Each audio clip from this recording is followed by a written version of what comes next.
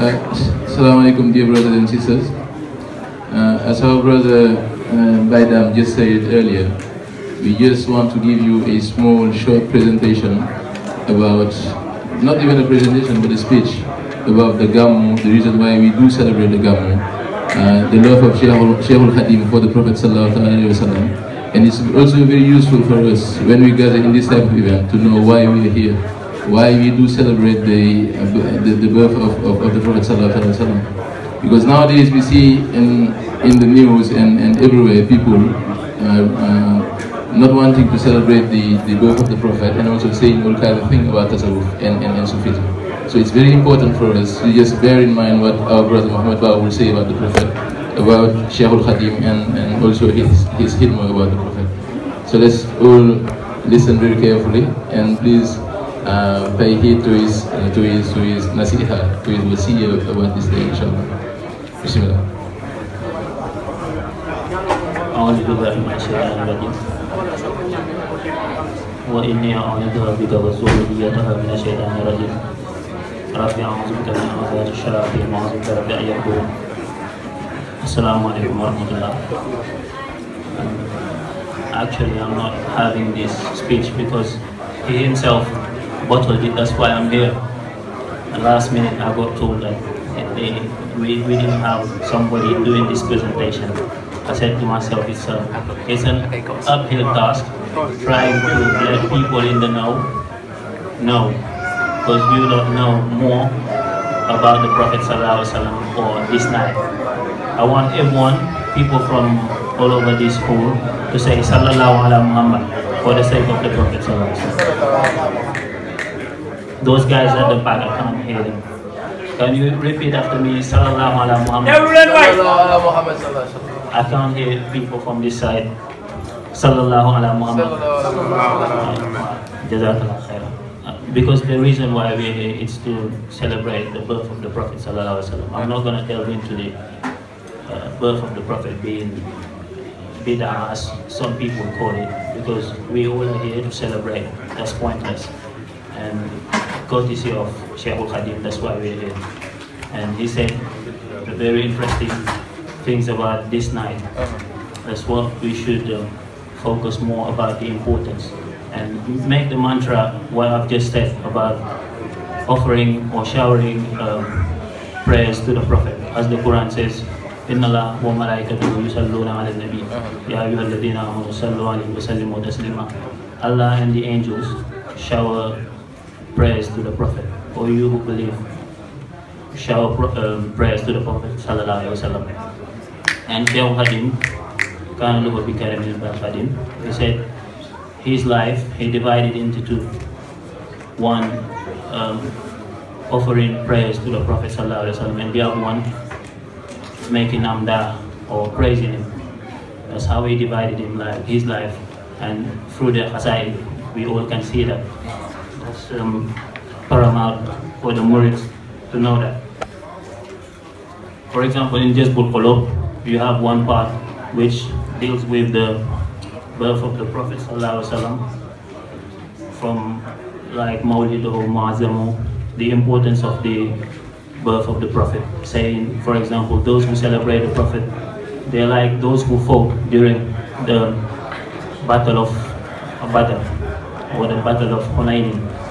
So it's very important to stay really focused and forget about seeing friends and family chatting about trivialities. This is the night of worship, and when you hear the brothers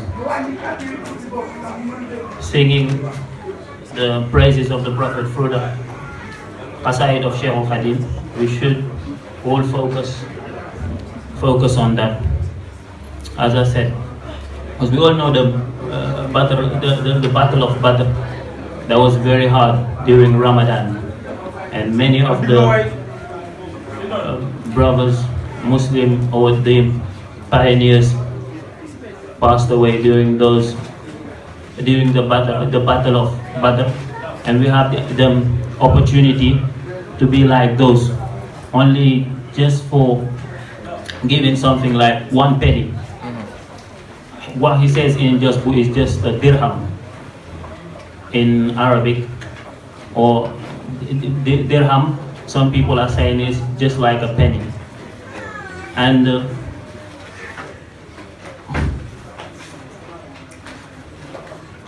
right, so that's why it's very important for us just to stay focused.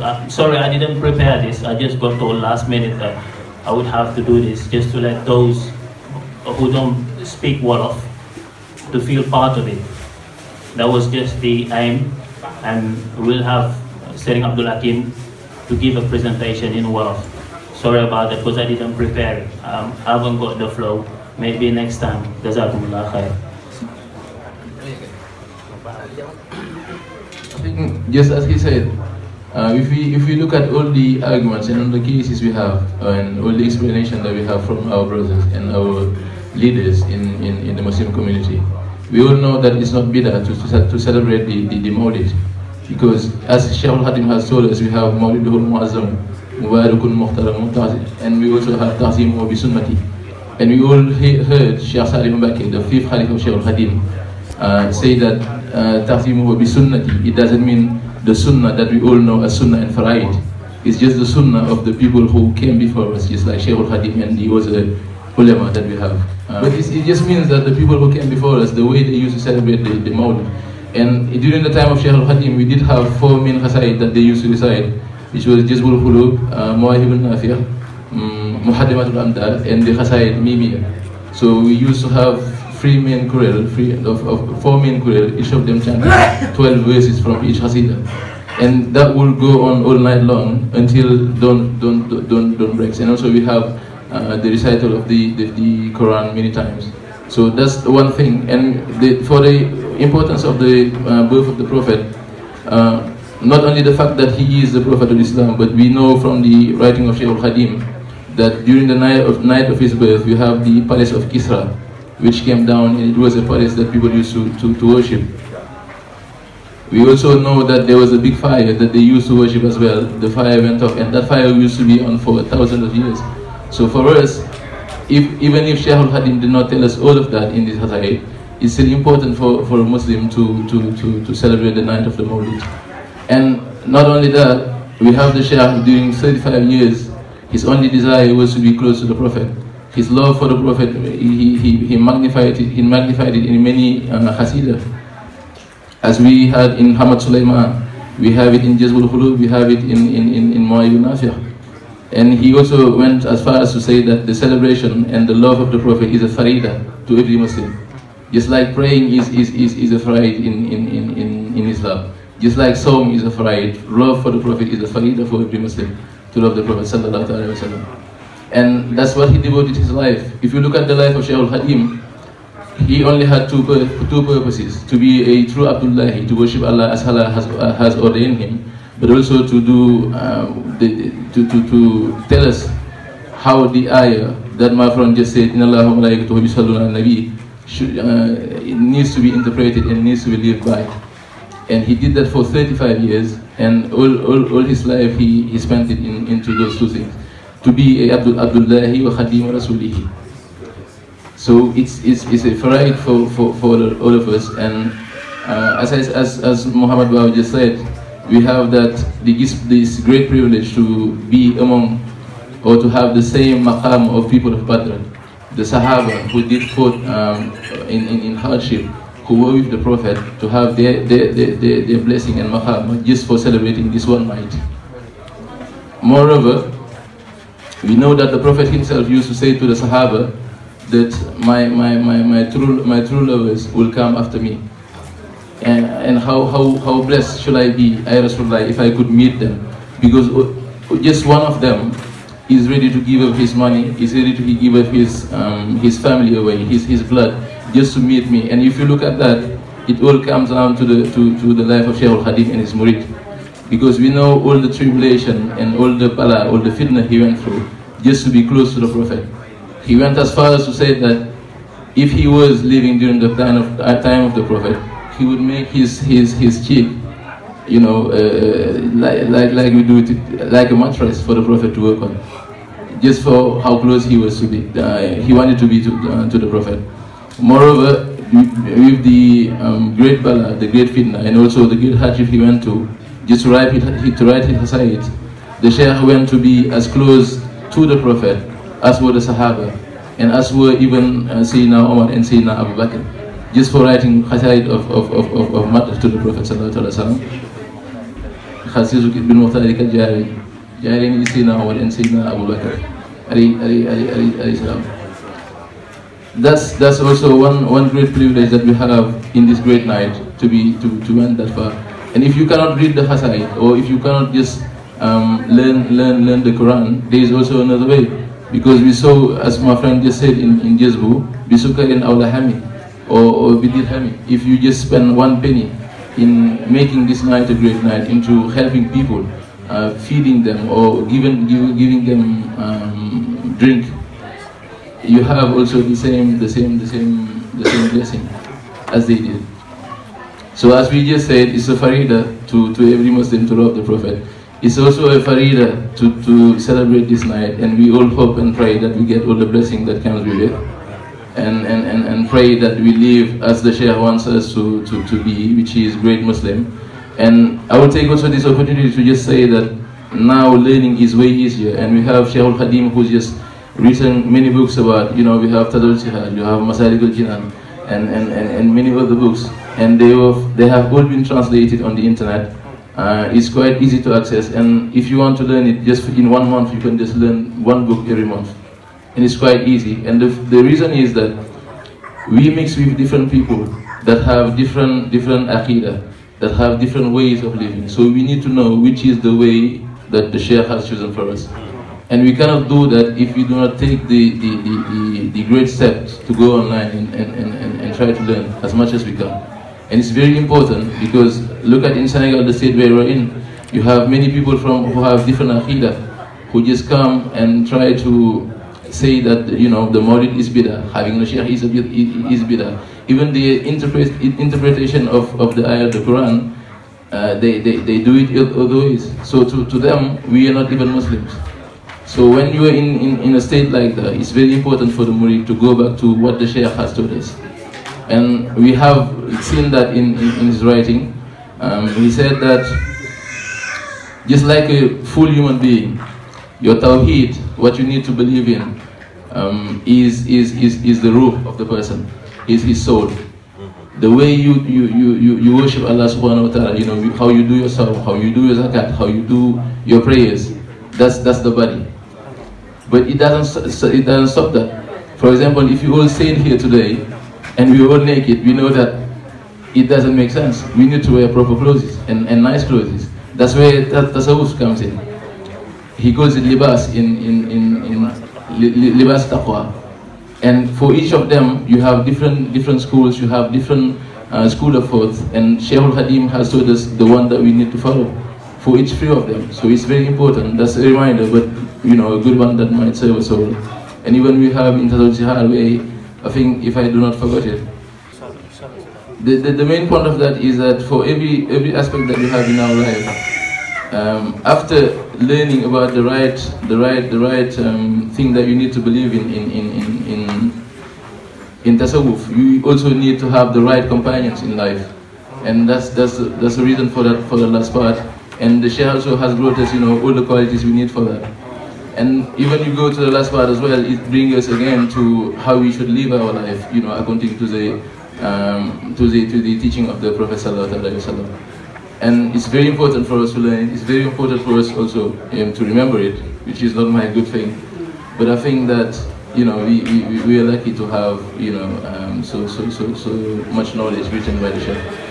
So as you can see, I think that's all I needed to say about the Gamou. Thanks very much. That was the most important thing to underpin the importance of this night, because as you said, I didn't prepare the presentation. That's why I had to show them everything. Comme ni ko doon waxee rek, suñu alaaji mu ngi fàttali léegi ñu fàttaliwaat guddi gàmm gi liñ fi dajale, maanaam muy gane àdduna Yonent bi sallallahu alayhi wa sallam. Du ñu nekk di xuus ci ne dagan na daganul, ndax gannaaw ñun ñëpp li boole lépp ci ñun Serigne Touba moo tax ñu daje fii di ko dundal, kon amul luñ ciy nattable. Maanaam bokk na ci wax naan ku ci def dërëm wala lu mën di doon bégal ci ay gan ak yooyu yëpp nga xam ne deesu laa xisaab ëllëg mooy lu mat a bàyyi xel. kon suñu dajee fii di ko dundal nañuy sàmmonte comme ni ko Serigne Saliou leeralee léegi ni tanzimuhu bi sunnati turandoom bu baax ma dana woon neewul ne sunna la waaye dina ku ko dundal ci sunna ñun ñëpp xam nañ ne sunna mooy yoon wala lu ñu yoonal wala mooy yonente bi sallallahu alayhi wa sallam.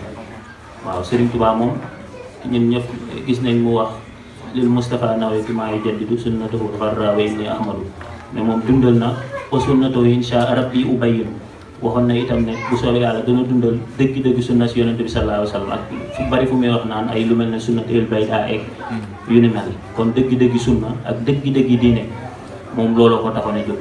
ndax sax bokk na ci lu mel ne mawlud ñiy kuréel yàgg nañ koo dégg foo demee barab yu mel ne Daaru Muxti yi dinañ fekk mag ñi altine bu jot dañuy mawlud lañ ko tuddee ngir li yonente bi sallallahu alayhi wa sallam gane woon àddina altine. te rawoon it am na leneen it lu ci daje maanaam tey bu ñu seetloo ne guddi àjjuma guddi altine la ca la gane woon àdduna ndax laaj nañ ko lu tax mu koy woor yonent bi sallallahu alayhi wasallam xam ne ni moom ca la gane woon àdduna te alquran daan nañ ko yenki woon moo tax mu ko daan faral di woor. bokk na ci itam si Abu Jahlin nee nañ bu saa su ne Seydina Ali mu baax mi rek mu ñu koy nettali sànq ci yoon wi ne bu altine jotee dañ koy génnee sawara di ko tàbbal ko àjjana wala di ko bégal ngir ba yonent bi gënee àdduna da cee bégoon lool. kon loolu da koy woyofal yenn wi saa su altine dikkee ngir loolu mu defoon kon yooyu ku ci tegtal yooyu ku ci wéeru rek dana xam ne dundal gàmmu lu am solo la. di sëriñ bi sax wax na ci mbindam ne ayyatu mawlidan nabi min asasi na asasi mu ngi tolloog 1883 gannaaw bi way juróom bu baax Serigne Mouhadou Mbacke moom génne àdduna dundal na ko dane dundal na ko am na sax ñu ne nit bu ne dundal moom mooy lu faatu woon wala lu tubaab di wax agonisé wala jege woon faatu moo tax mu ne dundal na ko loolu lépp dafay duggaat ci li mu taj diit wala li mu yeesal diine dëgg yeesal diine ndax ku mel ne Serigne Moussa Ka leeral na ko banaan l'islam di jooy yëkkat bu génn gàddaay ci soowu jant moom foofu la fekkoon diine maanaam yooyu yëpp dafa réeroon wala jege woon faatu nga xam ne Serigne Touba yooyu yëpp da leen dundalaat loolu yëpp bokk ci taj bi wala li ñu wax moo tax ñu naan moom muhafiz la mujaddid ndax nit balaa nekk mujaddid dafay nekk muhafiz mooy koo xamante ne day préserver li fi nekk. mujaddid nag moom moo koy yeesal ndax ci mbindam di nga gis ne téere yu bëri dala naan diw sàngam ma ko bindoon ma yeesal ko tuddee ko tur sàngam nga xam ne tur ci bu dee ñun ñuy jàng wàllu tubaab di nga xam ne yenuwul maanaa nit bind téeram ba noppi nga bindaat ne diw moo ko bindoon versifié ko ndax ñëpp xam nañ ne way moo gën a yomb ci wesar moom mooy prose. As I was saying, in his writings, for example, I'm more able to talk about Cheikh Khadim because I was born and raised in the Muridiya. He has some poems written in acrostics.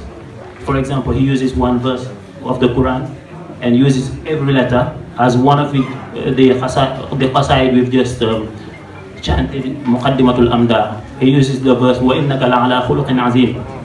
And every single letter of this poem, he uses the first letter for every verse, and then the last letter is the same. The last letter is the same letter he started the verse.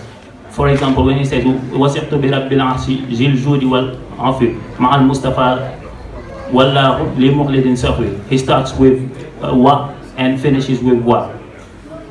That's how he mastered the Arabic language and how he mastered the Quran. He said Allah taught him the Quran and the Arabic language. That's why he's different from us, the simple human beings. Kon sëriñ bi foofu la fekkoon diine l'islam foofu noonu la ko yeesalee bokk na ci yi mu yeesal ba ci gàmmu gi ni ñu koy dundalee ñun ñëpp dégg nañ ñuy wax sëriñ bi nu mu daan dundalee gàmmu ci njaareem ba tey jii moom lañ topp moom ngeen gis murid yi di jàng xasida yi lu mel ne Muqaddimatul Amda wala gis bu wala muaay bu naafi nga xam ne indi na ci yonent bi sallallahu alayhi wasallam ni mu gënee tabe ñëpp ñi mu gën a taaroo ñëpp ñi mu gën a rafetee ñëpp gën a mat ñëpp nga xam ne yonent bi sallallahu alayhi wasallam da di koo xam ne dañ koo bind yónni ko ci univers bi yónni wuñ ko rek ci jullit yi wala nit ñu ñuul wala arab yi, dañ ko yónni ci arab ak ajam bëri na fu mu koy wax ci mbindam. yónni nañ ko ci univers bi yëpp. wa ma arsalnaaka illa kaafatan linnaas wa ma arsalnaaka illa rahmatan lil alamin. kon yàlla ci ñëpp la ko yónni. sëriñ bi nag moom dundam gi yëpp ci loolu la ko consacré. bokk na ci li mu wax léegi mooy 33 ans de privation de liberté. nga xam ne 33 ans li ko yóbbee loolu yëpp mooy bëgg gi mu bëggoon yonent bi sallallahu alayhi wa sallam. bokk na ci ba mu ko feeñoo Daaru Kuddus nga xam ne ci ni ko sëñ Abdul Ahad nettalee ni jàkka ji sëñ Mbàkke Madina yeesal fa la ko feeñoo mu xamal ko ne ko bëgg a bokk ci sa mbooloo mi moo ma tax a jóg. yonent bi ne ko loolu faat na ndax li la koy tax a def moom mooy tuur deret te tuur deret fi mu toll nii faat na. moom mooy al jihaadul akbar bi yonent bi waxoon sahaaba yi ba ñu xare ba noppi mu ne leen jihaad bi mooy jihaad bu ndaw bi waaye li gën a mag mooy jihaadul akbar. ñu ne ko ñun li ñu daj ñi yëpp nga bëgg ñu ne jihaadul akbar. léegi jihaadul akbar boobu moom mooy jihaadul nafs nga xamante ne bokk na ci yu mu gàlloo woon yoo xamante ne kenn tegu ko woon. lu mel ni li muy wax naan luzumu maa laa yalzam nga xam ne day waral loo xam ne waru koon. kon xam na oto boo xam ne registration number bi KCO 070FB wala 0 wala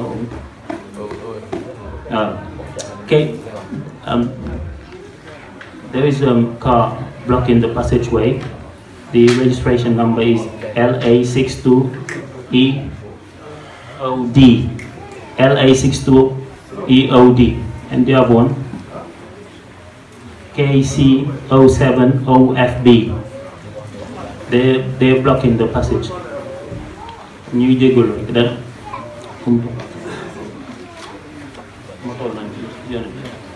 waaw bëgg Serigne Touba ak yonent bi nga xam ne comme ni mu ko waxee rek 33 ans de privation de liberté. dama koy faral di wax ne bëri na ci sama classe gi loolu amuñu ko. moom ba ko yonent bi feeñoo Daaru Kuddus xamal ko ni ko génn Touba gi nag ni ko Sëñ Abdul Ahad waxee ne xaare sal na la ko ba aw ay du la fekk mukk moo waraloon mu génn dem Mbàkke Baare ba mu génnee foofu doon xaar tubaab yi jàpp ko ngir yóbbu ko mu dem war a daje conseil privé bi. ba mu dajee conseil privé bi itam ca lañ ko jëlee yóbbu ko ca la jóge Saint-Louis war a dem Dakar. Dakar dégg nañ lu muy nettali ni néeg bu tar bu xat boobu ñu ko yóbbuloon xeeñ ak yeneen yu doy waar te nee na tànkam bi mu fa njëkk a teg la ko jàmm nee na yëpp na ko ba ci buumu xoolam. waaye teewul ni mu fa dundalee guddi gi nga xam ne Baqara ak Ali Imran la fa jàng te ñuy jàng alquran classe ñoom sëñ Aliou Lo ñoom xam nañ ne Baqara ak Ali Imran ñoo gën a guddi ci alquran. teewul noonu la dundalee guddi ba maam suñu maam Jaara feeñu ko fa yonent bi sallallahu alayhi wa sallam feeñu ko fa. bokk na ci li mu waxaat itam ngir wan leen rek ni Serigne Touba moom ak yonent bi sallallahu alayhi wa sallam niñ jaxasoo ni mu koy waxee aqsamtu billahi inni li nabi abada xilun wa hibbun wa man abaahu yaa baaw maam dañuy benn rek du ñu ñaar ndax dundam gépp da ko jël consacré ko. bañ ko jëlee dugal ko ci néeg bu xat boobu yonent bi sallallahu alayhi wa sallam feeñu na ko fa xamal ko ne ko allamani rahmaanu fi safina bi annani xadim zil madina mooy ci gaal ga la ko yonent bi la ko suñu borom ar-rahman xamal ni moom mooy kiy liggéeyal yonent bi sallallahu alayhi wa sallam ma ca Madina. foofu la ko yoon wi leere mu war fa dem def fa samaaniya hijjajin nekk ci tartar dem ñu jëlee ko Sénégal yóbbu ko Gabon. xam naa ne xeetu digression la sax waaye ñun mënuñoo waxtaan ci yonent bi sallallahu alayhi wa sallam te dugguñ ci Serigne Touba ndax asna xadim mooy grade bi gën a kawe ndax dégg nañ ci sëñ Sam Mbaye mu naan asna xadim dafa maanaam da doon loo xam ne dafa tege woon. góor yàlla yi bëri ñëw nañ tiim ko laaj ko suñu borom mu ne leen lii dafa am kuñ ko dencal ndax moo war a gën a ràññeeku ci tàggkat yonent bi sallallahu alayhi wa sallam xamal leen liñ ko war a teg yëpp mooy la ko yonent bi waxoon ne ko fii nga ma toll bëri na fu ma feeñoo nii ma la feeñoo.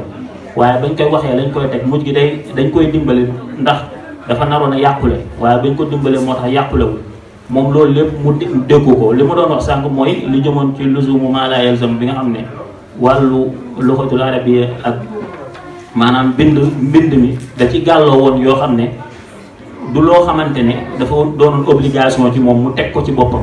am yeneen yoo xamante ne mooy li wax naan minhu ishtarallahu kah wala minhu ishtarallahu laj ñenn ñi ne fanweer ak ñett la ñenn ñi ñaar fukk ak juróom ñett 28 wala 33 yoo xam ne teg na ko boppam yoo xam ne kenn teg ko woon ngir wan rek ni yonent bi moo noon in kuntum tuhibbuuna allaha fattabi'uuni maanaam bu ngeen ne bëgg ngeen yàlla da ngeen may topp bokk na ci li mu waxoon sax ne saxaaba yi seen diine du mat ndara du dama leen gënal ci seen ndey, gënal leen ci seen baay, gënal leen ci seen ba ci seen bopp. am kon ko waxoon ko ne ko yaa ma gënal sama ndey, yaa ma gënal sama baay, ba mu ne ko des na ba léegi taxulaa doon julli xàqal. nga xam ne sëriñ bi boo ñëwee ci bindam yi di nga ci fekk muy wax ne moom ay lu mel ne la wa dëxëra ni jaati wa ilmi wa xidmati wa ruhi wa jusmaani wa kulli bilaa sukkale. am na ci boobu sëñ Lamine xasida gi ma ko gis muy jàng muxaddimatul xidma nga xam ne li mu wax gën a doy waar, dafa waat ci yàlla ne dundam bëgguma ci jaar ndax day mel ne maa jël engagement boobu ne dundam dekkeem yëngoom dalam lépp da koo ànd ak yonent bi sallallahu alayhi wa sallam. mooy li ma waxoon sànq rek abaahu yaa baahu boobu ak yaa baahu abaahu ni ma waxee ne moom sallallahu alayhi wa sallam dañuy benn duñu ñaar. kon ñu gën a fonkaat guddi gi waaw dëppoo ceeg njàngaleem sëñ bi nu mu ko waxee nga xamante ne képp ku ko dundal nee na deesu la xisaab, képp ku ko dundal mel na ne ku teewee bisu Badar ak bisu Hunayn. kon yooyu yëpp muy ay shortcut yoo xam ne danañu fexe jëriñu mën a dabaatal ci xare yooyu nga xam ne yàlla dogal na ne ñun mënuñ ci faat na ci ñun, waaye yàlla defal ñu tawfeex guddi gu mel ne guddi gi ñu mën a jëfandu ñu mën a dabaatal daal nga xam ne Sëñ Tuubaa moo ñu xamal loolu. ndax bëri nañu ñoo xam ne leerul ci ñoom te loolu lépp ñu ngi koy tuxalee ci mbindam ak ñu ngi tuub bu wér tey jéggalu jërëjëf. Well, he keeps telling me to translate what I've been talking about in English, because not everyone speaks Wolof, obviously. The importance of this night, we have the opportunity, as I said a little earlier, to be among those who fought during Badr. Badr was that hard battle the Muslims won, thanks to Allah Azza wa Jal. And the dedication of Shaykh al-Khadim, his love for the Prophet Sallallahu Alaihi Wasallam, his mahabba for the Prophet Sallallahu Alaihi Wasallam. That's what I was talking about. And his tajdeed, his renewal of the path of the Prophet Sallallahu Alaihi Wasallam, when he says, Lil Mustafa nawaitu ma yajaddidu sunnata wal gharra wa inni amadu. He vowed to revive the sunnah, the authentic sunnah of the Prophet Sallallahu Alaihi Wasallam. He spent his lifetime writing poems for the sake of Allah, all dedicated to the Prophet. And I was talking about him being deported for the love of the Prophet Sallallahu Alaihi Wasallam, because he wanted to reach the rank of Asna Khadim, which was there, and many of the saints, his predecessors, wanted to reach, and Allah informed them that that was highly valued, and a series of tests and ordeals to bear to reach that rank of Asna Khadim. Asna Khadim, which means the most illustrious servant of the Prophet Sallallahu Alaihi Wasallam, Sheikh Ahmad Bamba Khadim Rasul, his servant. And always, every time we hear his name, like Khadim Rasul, you lower his rank and raise the rank of the Prophet Sallallahu Alaihi Wasallam. Because when you say the servant of the Prophet, Khadim Rasul Sallallahu Alaihi Wasallam, and you will never put him above the Prophet Sallallahu Alaihi Wasallam.